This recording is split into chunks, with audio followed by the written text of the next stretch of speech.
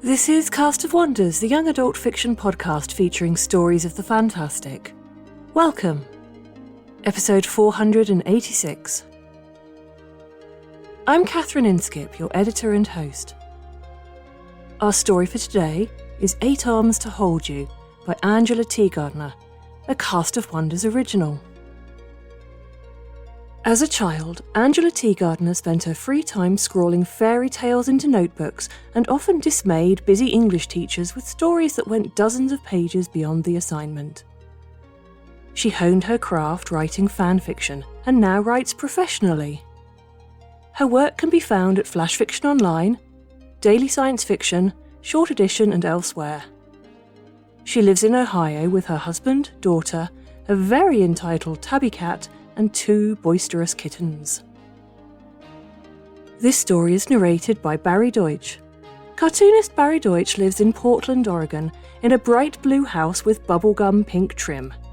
His 2010 graphic novel, Hereville, How Mirka Got Her Sword, was the first graphic novel to win the prestigious Sidney Taylor Award and was also nominated for the Eisner, Harvey, Ignatz and Nebula Awards. His second Hereville graphic novel, Hereville, How Mirka Met a Meteorite, won the Oregon Book Award. The third Hereville book, Hereville, How Mirka Caught a Fish, was released in late 2015. And now, we've a tale to tell.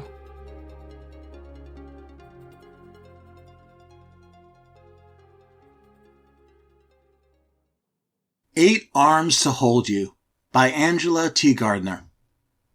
Oscar woke with the sun. He turned one glassy eye toward the tiny window near the ceiling where rose gold light crept in. It was barred with a lattice of steel currently scalloped with red paper hearts, but at least it faced toward the rising sun. He learned to wake as soon as that light, or maybe just the warmth from it, crept across his sensitive skin. He stretched his limbs, reaching almost to the edges of his tiny cell. Today was the day. Operation Puddle Jump was a go. The tank across the room was still in shadow, but he saw one pale limb curled against the glass. Oscar stopped to gawk. Penelope always slept like that, half hidden, one arm arched up, suckers clinging to the smooth surface. Her enclosure was much bigger than his tiny prison. She lived in a man-made coral reef, full of rocky outcroppings and crevices for hiding. The scientists who ran the lab stocked it with krill and small fish, preferring to let Penelope hunt for her supper. Penelope was their star. Oscar, on the other hand, lived on frozen shrimp and nutrition pellets. Other than an ugly plastic treasure chest and a forest of aquarium plants, he hadn't even been given a place to hide. He'd spent weeks in that chest, pretending to be overcome by shyness. It was a part of the plan, a way to lull Dr. Labcoat into a false sense of security once he got out. Oh yes, Oscar was breaking out. There were 2 pipes in the aquarium's sump system. Both capped, their lids were made of heavy plastic and mesh too fine for Oscar's arms. But even though Dr. Labcoat would probably disagree, Oscar was a careful study. He'd watched the scientists assemble identical systems for 3 other tanks, watched how they twisted the caps off and on. He climbed slowly, each step an exploration. The algae on the tank, the subtle taste of salt built up against the glass, until he reached the overflow valve. It was right at the waterline, so Oscar had to stretch, pulling himself onto the tube. It was harder than he expected to get the cap off. Oscar liked to think that suckers were vastly superior to fingers, but it was immediately clear that these were designed for hands. Still, after long, careful work, the plastic cap floated down to the sand on the bottom of his tank. The tube was narrow, but that was hardly reason for hesitation. Tentacle by tentacle, he squeezed into the space, his body collapsing into itself as he took on the strange cylindrical shape. It was only once he tucked his beak into the passage that he let himself feel a rush of joy at his accomplishment.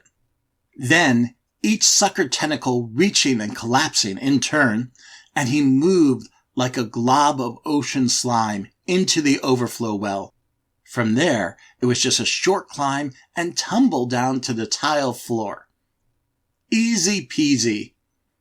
He glanced up at Penelope's tank. She was awake, pressed against the glass, tracking his progress as he pulled himself across the floor. Her skin was pink, not the garish color of the balloons Dr. Labcoat had tied to her desk chair. Penelope was a luminous, a glowing pink that made him think of anemones and the spiral shells he used to collect from the seafloor. He pulls through his own color palette, hoping she'd understand exactly what he was trying to accomplish. When Oscar's pigment matched the soft pearlescence of her skin, Penelope seemed to understand.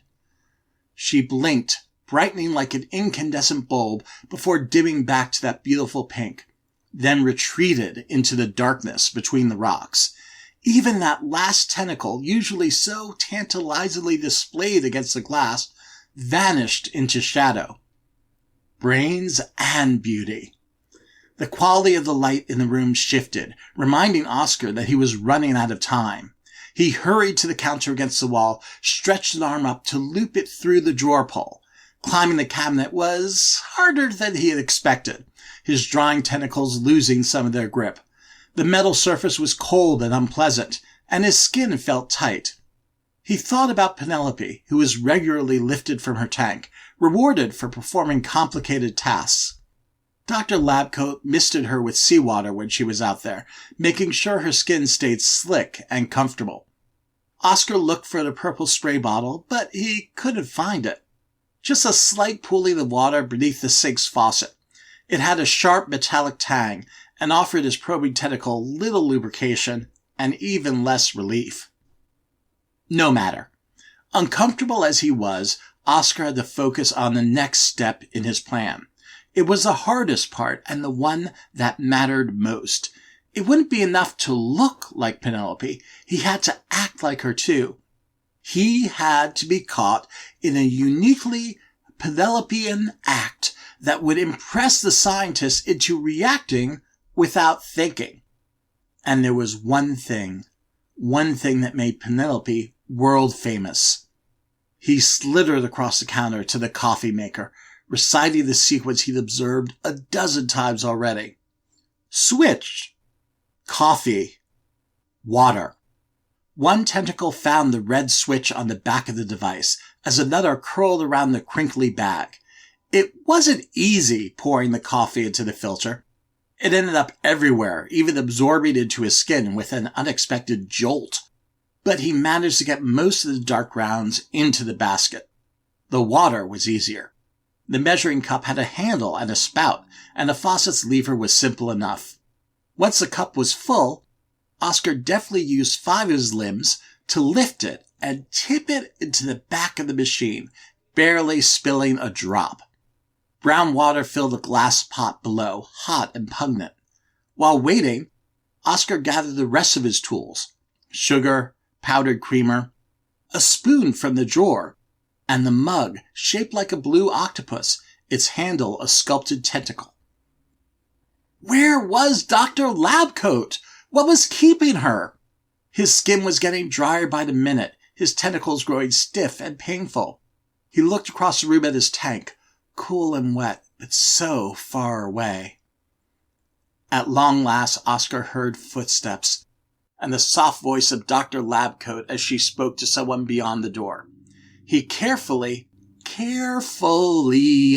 lifted the pot of coffee and poured it into the mug. Steam rolled over his skin, damp, but also painful. He dipped the spoon into the creamer and stirred it into the mug. Simultaneously, another tentacle lifted the sugar bowl, pouring crystals into the coffee. That's how Dr. Labcoat found him, wrapped around a ceramic cephalopod, stirring sweetness into her morning coffee. "Penelope!" Dr. Labcoat cried, and Oscar knew he'd succeeded. She dropped her bag and a large floral arrangement tied in red ribbon onto the counter and swiftly dunked her hands into a bucket of seawater. Only then, with her skin wet and deliciously salty, did she start to untangle his limbs. You wonderful, infuriating girl, she muttered, gathering Oscar up. Then he was floating down past the fake coral and into the soft white sand of Penelope's tank.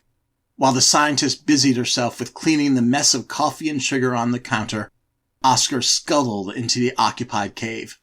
Penelope pulls the bright coral, her lovely tentacles curling around his in greeting. Oscar leaned close, bumping his beak against hers. At last. Hello, darling. This week is traditionally a time to celebrate everything romantic, and what could be more romantic than a pair of cephalopods overcoming adversity to be together? Oscar and Penelope are both smart and independent individuals, respecting of each other's talents and tenacity. While this story centres how Oscar successfully plans his mission, it's absolutely dependent on him showing he can master the same skills as his would-be companion, and on Penelope to play along with his deception in order for the whole escapade to succeed. The physical attraction is matched by a mental one. This is a connection between equals. This might not be a human romance, but it is a very sweet model of the kind of romance I enjoy the most, where mutual admiration and agency shine through. Join us again soon. We love bringing you the best audio fiction week after week, but we can't do it without your support. Your donations pay our authors, our narrators, our servers, and our staff. Please consider supporting us with a monthly donation through either PayPal or Patreon. You can also review us on Apple Podcasts, request us on Spotify, and consider the stories we publish for award consideration. There are lots of ways you can help. Join the discussion on the EA Forum, forum.escapeartists.net, or EA Discord. Visit on Twitter at Cast of Wonders. Come say hello.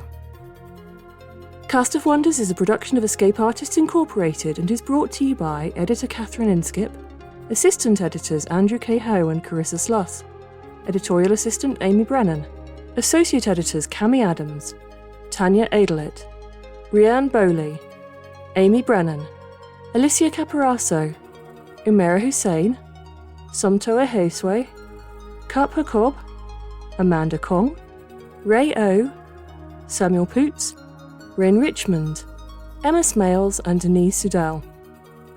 Our community manager is Denise Sudell and our audio producer is Jeremy Carter. Our episodes are released under the Creative Commons Attribution Non-Commercial No Derivatives 4.0 International License. That means you can download or listen to the episode on any device you like, but you can't change it or sell it. Our theme music is Appeal to Heavens by Alexei Nov, available from Promo DJ or his Facebook page. Thank you for listening.